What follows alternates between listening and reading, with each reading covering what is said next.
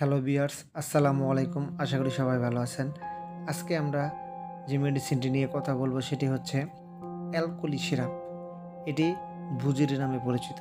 এই সিরাপটি সুনামধন্য কোম্পানি হামদার্দ ল্যাবরেটরিজের একটি ইউনানি সিরাপ। এই অ্যালকোলি সিরাপ প্রস্রাবে জ্বালাপোড়া, লিভার ও কিডনির ক্ষতিকর বিষক্রিয়ানাশক পদার্থ অপসারণ হিসেবে কাজ করে। দেহের তাপমাত্রা স্বাভাবিক রাখে। ইহা মূত্র স্বল্পতা, মূত্রতন্ত্রের সংক্রমণ, জন্ডিস, হেপাটাইটিস এবং ঋতুবন্ধকতায় অত্যন্ত কার্যকরী একটি সিরাপ এই অ্যালকোলি সিরাপ। আজকে আমরা এই সিরাপটি কেন খাবেন, সেবনবিধি, পার্শ্ব প্রতিক্রিয়া, গর্ভ অবস্থায় খেতে পারবেন কিনা এই সম্বন্ধে আজকে আলোচনা করব। ভিডিও যদি আপনাদের ভালো লাগে তাহলে অবশ্যই লাইক, কমেন্ট, শেয়ার করতে ভুলবেন না এবং পাশাপাশি সাবস্ক্রাইব করবেন, পাশে থাকা বেল আইকনটি বাজিয়ে রাখবেন।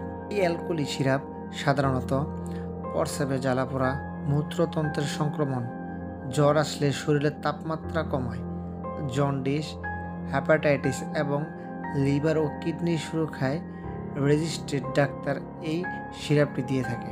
এখন জানবো এই সিরাপটির সেবনবিধি।